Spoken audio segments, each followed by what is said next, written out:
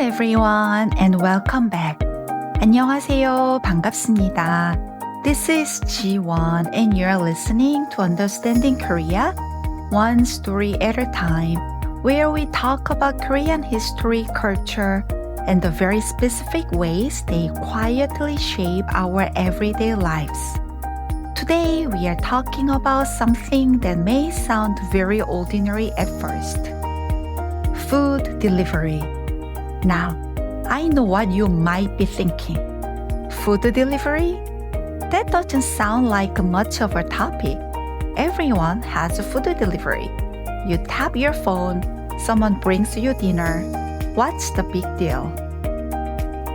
But if you have been listening to the series, you already know that in Korean culture, food is almost never just food.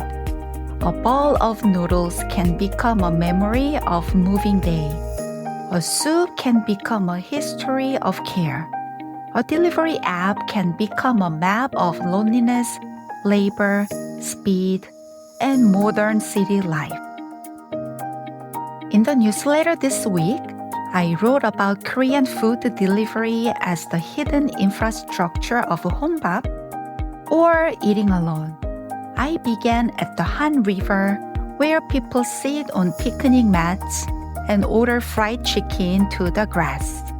I talked about old Chinese restaurant delivery bowls, app-based delivery, apartment living, Uber Eats living Korea, and the way delivery changed the visibility of eating alone. In this podcast episode, I want to stay with that story but open it up in a different way. The essay asks, how did the delivery become infrastructure? Today, I want to ask something slightly more intimate. What does delivery do to the feeling of a meal? Because the amazing thing about Korean delivery is not only that food comes quickly, it is that food comes to where life is already happening. A park, a beach, an apartment, a study room, a tiny studio, a hospital room, a car in a parking lot, a friend's home where no one cooked, but everyone still wants to feed you. So today, let's talk about the country where dinner finds you. Let's begin with the Han River. If you have never been to Seoul, imagine this. It is a summer evening, and the city is doing that thing Seoul does so well, where everything feels crowded, bright, efficient, and somehow still soft around the edges. People are sitting on plastic mats and picnic blankets. There are couples taking skyline photos. There are friend groups with convenience store snacks and cans of beer. There are families with children who should probably be asleep, but are clearly living their best lives. Someone is making instant ramyeon in one of those machines that cooks it for you in a paper container. Someone else is walking around with skewers, chips, coffee, or ice cream. And then, somewhere on the grass, a group of friends is having a serious debate. Not about politics, not about love, about what to order. This is a very Korean kind of debate. It can look casual from the outside, but it has layers. Someone wants chicken, someone wants tteokbokki. Someone says, no, we had chicken last time. And someone says, but chicken by the river is different. Someone else has strong opinions about whether boneless chicken is acceptable. Someone is checking coupons. Someone is reading reviews. Someone is looking at delivery times as if they are studying weather patterns. Then the order goes in. A pin is dropped. A note is added.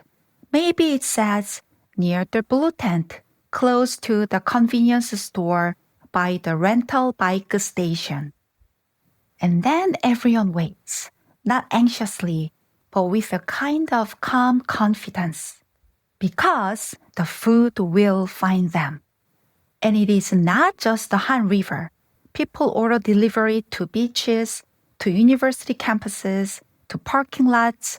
There are even stories of people ordering food to their car because they could not be bothered to walk upstairs yet. In Korea, delivery has expanded so far beyond the idea of a fixed home address that the more important question often becomes not where do you live, but where exactly are you right now? That is the key. In many countries, food delivery still feels tied to a formal address, a house, an apartment, a hotel lobby. Of course, Korea is not the only place where you can do something like this. Some services in the US, for example, now let customers drop a pin at parks, beaches, or campsites. And delivery apps are getting better at helping couriers find people in hard-to-pinpoint places. And when I was visiting Pattaya in Thailand with my family, we ordered food to the beach too.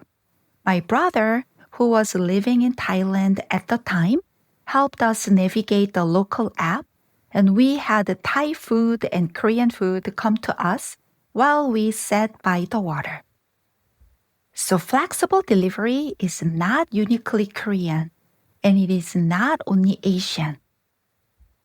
But what Korea has built is a particular depth and density to this culture.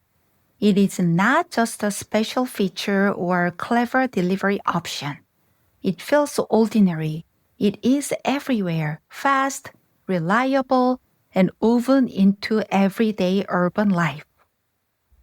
When food can come to wherever you are, the city itself starts to feel edible.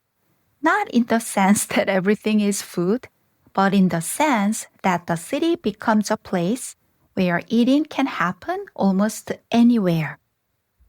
The park is not only a park. It is a dining room with grass.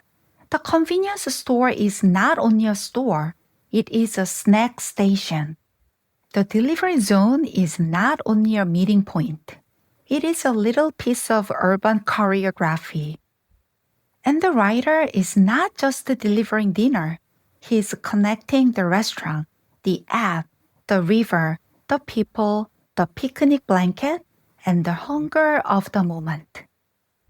That is already a lot for one box of fried chicken. So the first thing I want us to notice is this. Korean delivery is not just about moving food. It is about extending the table. And once we see that, we can start to understand why this culture has such deep roots. But to understand why modern Korean delivery feels so natural, we have to go back much further than smartphones. Long before the app, long before the little animated motorcycle on the map, Koreans were already asking a very familiar question. Can the food come to us? One of the most charming things about Korean food delivery history is that it does not begin with a tech startup. It begins with cold noodles. In the late 18th century, a Korean scholar named Hwang Yun-seok kept a detailed diary of his life. In one entry from 1768, after taking the civil service exam, he wrote that he and his companions ordered naengmyeon, called buckwheat noodles, to their quarters. Now, I always love this detail because it gives us such a funny little bridge across time. We are used to imagining the past as very formal, very distant, very different from us. But then you hear that a scholar finished an exam and had cold noodles brought in to share with friends, and suddenly the past feels familiar. Because honestly, what is more human than taking an exhausting exam and then saying, we need noodles? Of course, we should be careful here. This was not modern app delivery. There was no smartphone, no GPS, no delivery rating, no your rider is approaching notification. And the naengmyeon of that time may not have been exactly like the standardized bowls of naengmyeon people know today. But it does suggest something important, the desire to bring good food into your own space, rather than always going to where the food is not a new idea in Korean culture. It's old, and it matters because culture doesn't appear out of nowhere. It accumulates. And then there is another wonderful example, 효종갱. 효종갱 means something like soup eaten when the dawn bell rings. It was a rich soup associated with late night drinking and early morning recovery. Here's how it reportedly worked. This rich, restorative soup was prepared at night near Namansansong, a fortress just outside of Seoul, and it was meant to be delivered to high-ranking officials and wealthy households inside the city gates in time for the 4 a.m. curfew bell. Now think about the logistics. It's dark, it's cold, you need the soup to still be hot when it arrives. What do? You take heavy clay jars. You fill them with soup. You wrap them tightly in layers of cotton to insulate them. And then you travel through the early morning streets of the city to deliver them before the bells ring. Before insulated delivery bags, there was cotton wrapped around a clay jar. I think that image is so striking. These people were problem-solving hot food delivery in pre-modern Korea. The tools were completely different. The impulse, keep food warm, get it to the right person at the right time, was exactly the same. The tools have changed beyond recognition. The impulse has not. But for many Koreans, the emotional ancestor of modern delivery is not aristocratic soup or exam day cold noodles. It is something much more ordinary, much more beloved, and much more likely to stain your shirt. jjajangmyeon. Jjajangmyeon is often translated as Korean Chinese black bean noodles. And if you are new to Korean food culture, this is one of those dishes that needs a little explanation. Jjajangmyeon belongs to the world of Korean Chinese restaurants, many of which were historically run by ethnic Chinese families who immigrated to Korea. They took Chinese culinary traditions, adapted them to Korean ingredients and Korean palates, and created something entirely their own. Something that is not quite Chinese and not quite Korean, but is completely itself. If you ever go to China expecting to find the jjajangmyeon you know from Korea, you'll be mildly heartbroken. The Chinese dish jjajangmyeon is related, but it is different. The Korean version has a glossy, dark black bean sauce with diced pork and onions, served with yellow pickled radish on the side, 단무지. You mix the sauce into the noodles until everything is coated, and it is deeply, completely satisfying. And it is beloved by everyone. Children ask for it on their birthdays. Office workers order it during late nights. Students eat it through exam periods. Families eat it on Sunday afternoons. And this is the big one. People eat it on moving day. In Korea, when a family moves to a new home, there is a very strong cultural association with ordering jjajangmyeon. The kitchen is not set up yet. The rice cooker is somewhere in a box labeled miscellaneous, which is, as I wrote in the newsletter, the graveyard of household order. Everyone is exhausted. The floor is covered in boxes. And then the jjajangmyeon arrives. You sit on the floor, on flattened cardboard or sheets of old newspaper, surrounded by the chaos of an incomplete home. And you eat noodles from a delivered bowl. Nothing is in its proper place yet, but lunch has found you. That's one of the most beautifully human things about delivery culture. It doesn't require things to be ready. It meets you where you are. Now, jjajangmyeon also introduced something that became central to 20th century Korean delivery culture. 철가방. 철 means iron. 가방 means bag, the iron bag. It was actually a rectangular metal box carried by delivery workers, first on bicycles, then on motorcycles, containing bowls of food. 철가방 became an icon. The delivery worker on a motorcycle with the metal box, that was what delivery looked like for decades.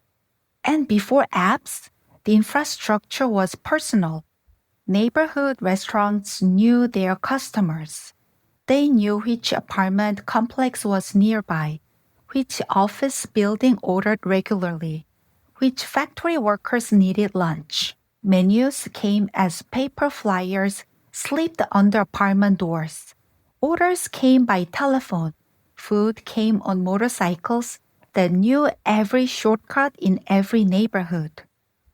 Before delivery became the companion of solitary eating, it was the food of groups. It was how a busy city fed itself. There is one more detail from this older delivery world that I find incredibly important, especially when we compare it with platform delivery today. In the old system, after the meal was over, the bowl came back. If you ordered jjajangmyeon from a neighborhood Chinese restaurant in the older delivery system, the food often came in reusable bowls. After eating, you place the empty dishes outside the door. Some people rinsed them first. My mother always did. She would wash the bowls before putting them out because she could not stand the idea of leaving dirty dishes in the hallway. How can you put something outside when people have been eating from it? She would say. But that was my mother's standard, not necessarily the universal rule. The restaurant was going to wash the dishes again anyway. Many people simply scraped off the leftover food, stacked the bowls, and placed them outside. Later, someone from the restaurant came back to collect them. To anyone trained by modern app delivery, this may sound almost impossible. What do you mean the bowl came back? What do you mean someone returned to collect the dishes? What do you mean the restaurant was still in a relationship with the container after the food was gone? But that is exactly the point. The bowl created the loop.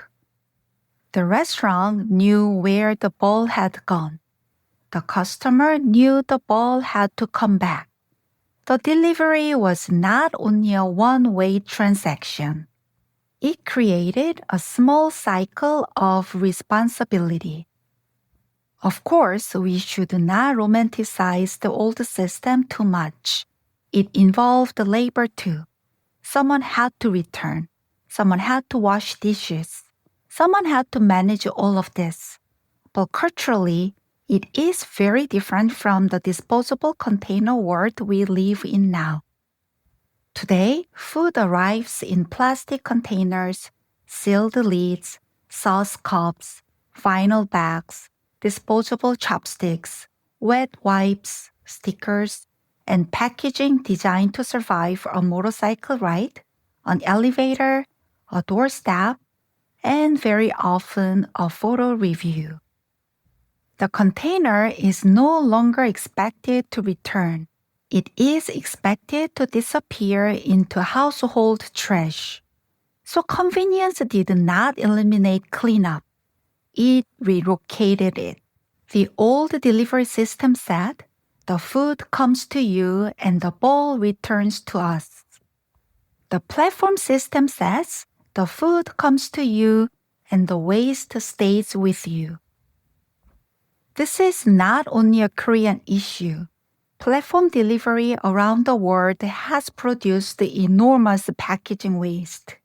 But Korea's contrast is especially striking because the older returnable bowl culture is still within living memory. People remember putting bowls outside the door. People remember the sound of the delivery worker coming back. People remember delivery as a relationship with a local restaurant, not only as a transaction mediated by a platform. That does not mean the old system was better in every way. But it does show us that delivery is not one thing. There are different ecologies of delivery. In one ecology, the restaurant, customer, worker, food, and bowl are tied together in a circular system. In another, the app, restaurant, rider, customer, review, fee, and packaging are tied together in a platform system. The food keeps moving, but the relationship changes. So far, we have talked about Korean delivery as a long cultural pattern. But of course, Korea is not the only place where food travels. So the next question is, what actually makes Korean delivery feel different? Let's be clear. Korea does not have an exclusive pattern on flexible food delivery. As I mentioned earlier, I have had food delivered to a beach in Thailand. China operates delivery platforms at enormous scale. Singapore and many other dense cities have impressive delivery cultures. Americans use DoorDash and Uber Eats. Londoners use Deliveroo.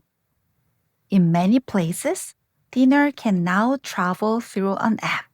So the question is not, does Korea have delivery and other countries do not? The better question is, what does Korean delivery reveal when we look at it closely? What makes Korea interesting is not absolute uniqueness. And it is not density alone.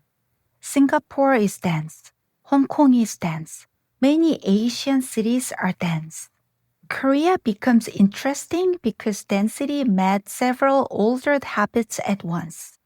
Apartment living, neighborhood restaurants, phone order delivery, motorcycle rides, foods that travel well, weak tipping norms, long work days, and a growing number of people eating alone. Density was not the whole story. It was the ground on which the rest of the system could grow. Korea, and especially the Seoul metropolitan area, has a kind of urban form that makes delivery unusually efficient. Many people live close together. Many live in apartment complexes. Restaurants are often nearby. Motorcycles can move through neighborhoods in ways cars cannot. Customers are used to fast service. Restaurants compete intensely. People expect speed because the whole city has trained them to expect speed. This is where Korean delivery differs from American delivery, even when the app screen looks similar. In the United States, delivery often depends on cars, longer distances, suburban spread, tipping norms, and platforms that can feel like expensive intermediaries between you and a restaurant. You order food, and suddenly you are doing math. There is the base price, then the delivery fee, then the service fee, then maybe a small order fee, then tax, then the suggested tip, then the little emotional crisis where you wonder if 20% makes you a decent person or a villain. Korea has its own pricing problems, and I'm not saying Korean delivery is cheap or uncomplicated now. It has become more expensive, and next week we will talk more about who absorbs those costs. But culturally, the transaction has long felt different. The delivery fee is understood as the delivery fee. You pay it, the food comes. There is no tipping ritual layered on top of the transaction in the same way. And this matters because food delivery is not only a logistical system, it is also a moral system. It tells you what kind of a relationship you are supposed to imagine between the customer, the restaurant, the worker, and the platform. In the American system, tipping turns the customer into a temporary wage adjuster. You're not just buying food. You're asked to participate in the worker's compensation, awkwardly, unevenly, and often with guilt. In Korea, the absence of a tipping norm does not mean workers are automatically better protected. It simply means the social meaning of the transaction is different. The cost is supposed to be structured into the system, not performed as a personal moral test at checkout. That difference helps explain why global delivery platforms do not simply land in Korea and reshape the market on their own terms. Uber Eats tried. Korea said no. Uber Eats entered South Korea in 2017 with the confidence of a company that had succeeded elsewhere. 2 years later, in 2019, it announced that it would end service in the country. That is an instructive failure. Uber Eats was not entering an underserved market. It was entering a market that had already learned how delivery should work. Dense apartment complexes, motorcycle routes, neighborhood restaurants, local platforms, non-tipping norms, and customers with very high expectations about speed and price.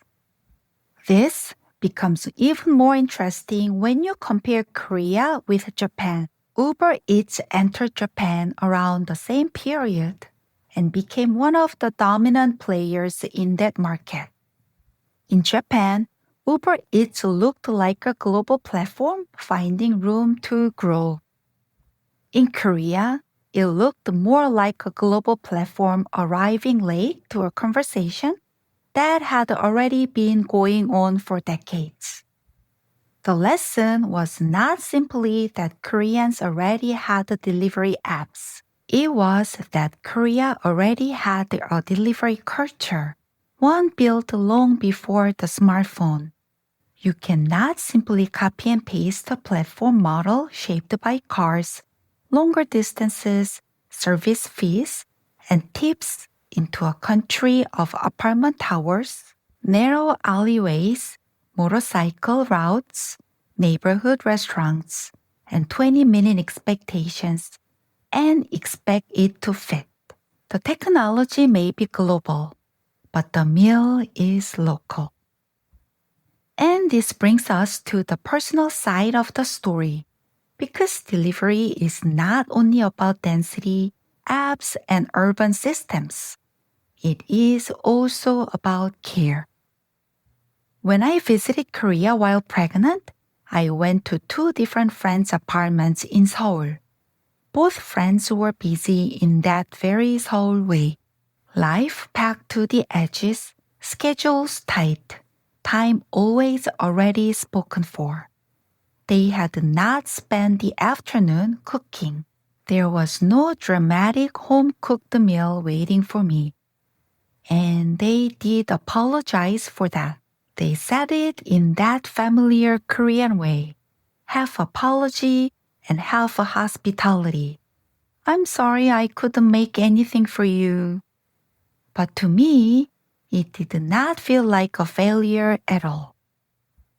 Most of the other friends I saw during that trip met me outside, at cafes or restaurants, which was lovely too. But there was something especially comforting about being invited into someone's home while I was pregnant. I could sit down, take off my shoes, and not have to perform the energy of being out in Seoul. Instead of cooking, my friends handed me the delivery app and said, "You're pregnant. You choose what you want to eat." And that was the moment something clicked for me. In Korea, delivery did not feel like the absence of care. It felt like one of the ways care had adopted to a city where everyone was exhausted, hurried, and still expected to feed one another. This is important because in some cultural contexts, ordering delivery for a guest might feel like a failure of hospitality, as if you did not make enough effort, as if you should have cooked, as if the warmth of the gathering depends on the labor of preparing food yourself. But in that moment, the care was not in a home-cooked meal. It was in the ease. It was in the invitation to rest. It was in the fact that my friends did not make me sit in another restaurant when I was tired and pregnant. And it was in their willingness to say, "We can feed you in the way that fits you right now." Because pregnancy cravings and food aversions are very specific. Sometimes the most caring thing is not to cook what you think the guest should eat. It is to let the guest choose. The app became a menu of care. That is one reason Korean delivery culture fascinates me. It complicates the idea that convenience is always cold or impersonal. Sometimes convenience is impersonal. Sometimes it is just capitalism with better packaging. But sometimes convenience is also how care survives when people are tired. Think about a friend who is sick and orders porridge. A student studying late who orders kimbap or tteokbokki. A family moving into a new apartment and ordering jjajangmyeon. A parent too exhausted to cook who orders fried rice for a child. A person living alone who orders one portion of rice and stew because buying ingredients would create waste and leftovers and one more task at the end of a long day. In each case, delivery is not only laziness. It is adaptation. It is the meal adjusting to the life that people actually have. And this is where delivery meets 혼밥. 혼밥 means eating alone. 혼 means alone. 밥 means rice or meal. In earlier episodes, we talked about how eating alone in Korea used to carry a certain social discomfort. Not always, not for everyone, not in every setting, but in a culture where eating has often meant togetherness. A person sitting alone at a restaurant could feel exposed. The table made the solitude visible. Delivery changes that. If eating alone in a restaurant made the solitude public, delivery made it private. You did not have to walk into a restaurant alone. You did not have to ask for a table for one. You did not have to sit under fluorescent lights wondering if other people were looking at you. You could close the door, open an app, and eat in peace. This is one reason delivery became such an important infrastructure for 혼밥. It did not simply feed the people who lived alone. It removed the social stage on which eating alone had once been performed. At home, there is no need to justify the meal. You can eat tteokbokki for dinner. You can order porridge because you feel sick. You can get fried chicken because the day was too long. You can order a single serving rice bowl and watch a drama. You can eat slowly, badly, happily, silently, in pajamas, while standing in the kitchen or while pretending that watching YouTube counts as companionship.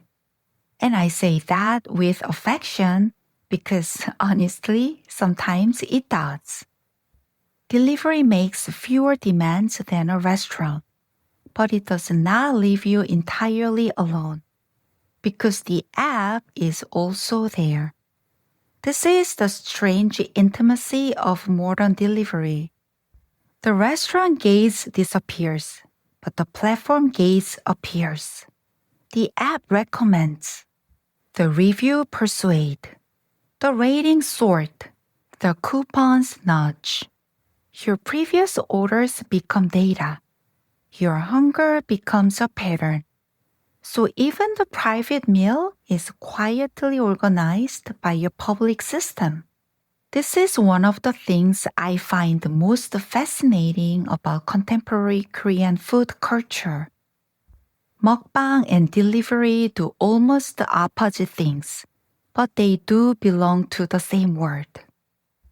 Mukbang makes eating visible. Delivery makes eating disappear into the room. Mukbang is visible 혼밥. Delivery is invisible 혼밥. Mukbang says, watch me eat. Delivery says, no one has to see you eat. And together, they tell us something important about modern Korean life. Even solitude needs infrastructure. We often imagine loneliness as something empty, private, and quiet. But modern loneliness is heavily mediated. It has apps, recommendations, live streams, packaging, delivery routes, discounts, estimated arrival time, a knock at the door. So when we talk about eating alone, we are not only talking about a person and a meal. We are talking about the systems that make that meal possible, comfortable, invisible, or even a little less lonely.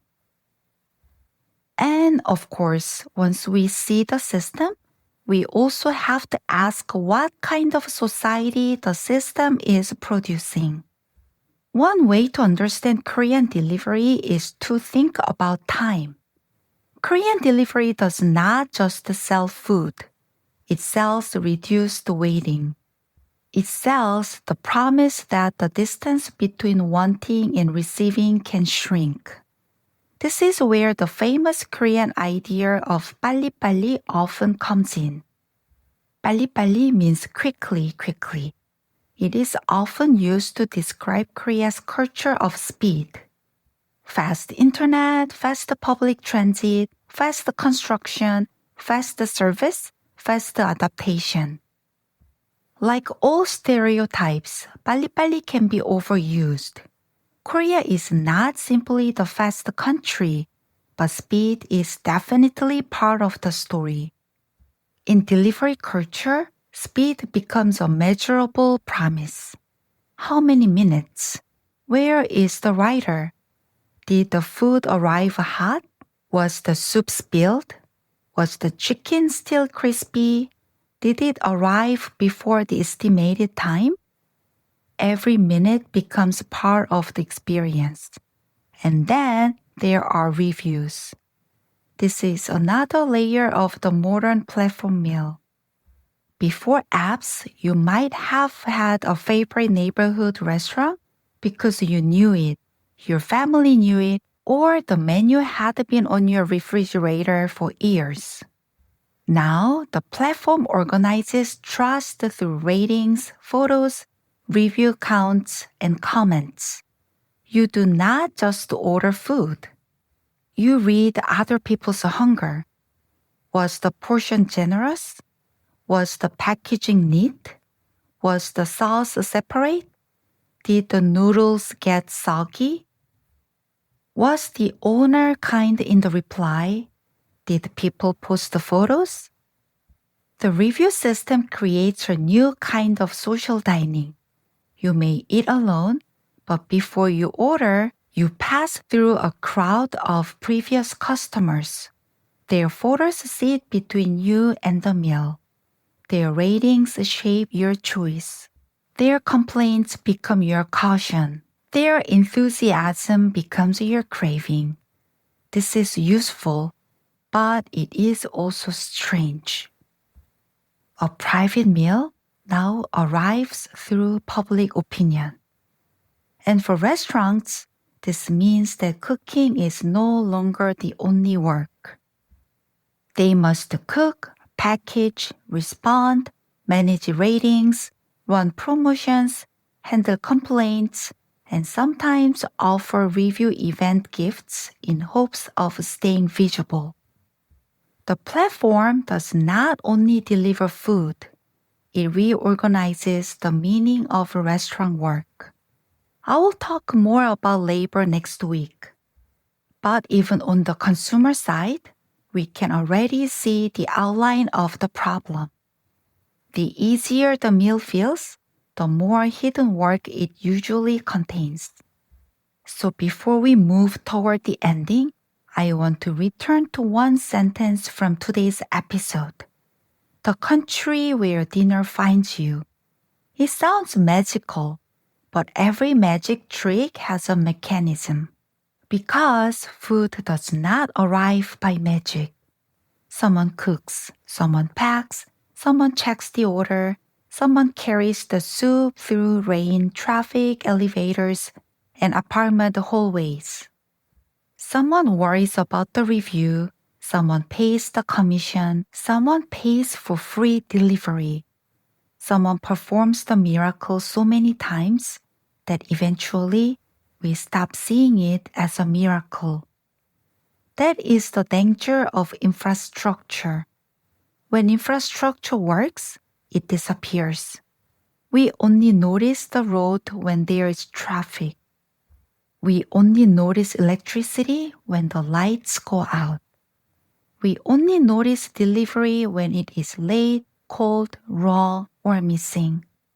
But when it works perfectly, we say, dinner arrived. This is why I wanted to spend one episode on the consumer side of the door before crossing to the workers' side next week. The consumer experience is real. The joy of fried chicken at the Han River, the relief of porridge when you are sick, the privacy of eating alone without being watched, the small mercy of dinner finding you after a long day. But the cost is real too. Part of understanding Korea one story at a time is refusing to flatten the story into either celebration or condemnation. Korean delivery can be comforting and wasteful, caring and exhausting, convenient and deeply unequal. It makes solitary life easier, but it also normalizes that solitude. It is a technological success story, but also a story about pressure, density, competition, and speed. In other words, Korean delivery is not fascinating because Korea is the only place with delivery. It is fascinating because one ordinary action contains so much of contemporary Korean life.